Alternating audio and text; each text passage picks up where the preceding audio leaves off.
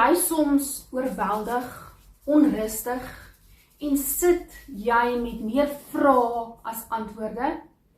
Dan is Thomas se verhaal dalk baie nader aan jou as wat jy dink. Ons noem hom baie maklik die twyfelende Thomas, maar eintlik sien ons in hom iets baie menslik, iets wat nie onverskillig is nie. Hy soek nie verskonings om te glo nie. Hy wil net seker wees. Hy wil self sien. Hy wil self weet. En baie van ons ken daardie plek. Daardie plek waar jy graag wil glo, maar tog ook worstel met van die antwoorde. Daardie plek waar jy jou hart onrustig is. Daardie plek waar jy nie altyd weet hoe om alles bymekaar te bring nie. Daardie plek waar dit voel of jy meer vrae as antwoorde het. En dit is juis wat hier aan die einde van Johannes 20 afspeel. En dit so kosbaar maak. Want in hierdie gedeelte sien ons nie net Thomas nie, maar ons sien ook die disippels wat bang agter geslote deure sit.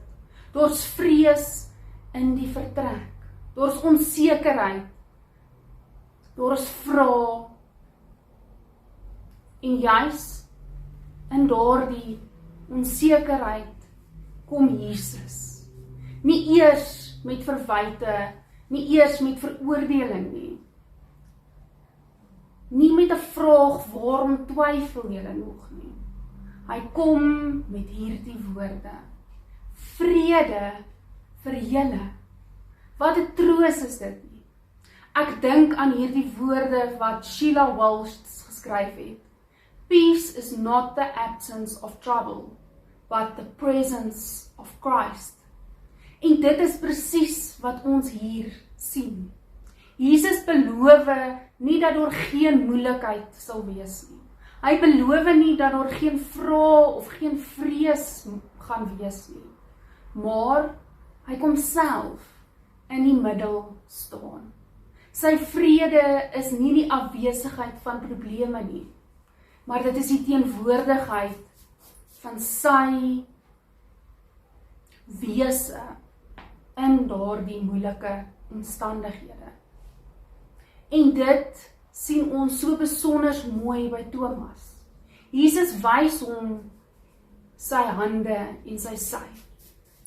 Hy stoot hom nie weg nie. Hy kom na hom toe, reg in sy worsteling. En uiteindelik word Thomas se twyfel nie die einde van sy geloof nie. Dit word die plek waar hy Jesus ontmoet. En daar kan uitroep, my Here en my God. Ek dink dit is so belangrik vir ons ook vandag. Want partykeer dink ons, as ons nie al die antwoorde het nie, kan ons nie in geloof alles tot hom gee nie. Partykeer dink ons dat vrae beteken ons is besig om weg te dryf. Maar Johannes wys vir ons iets anders.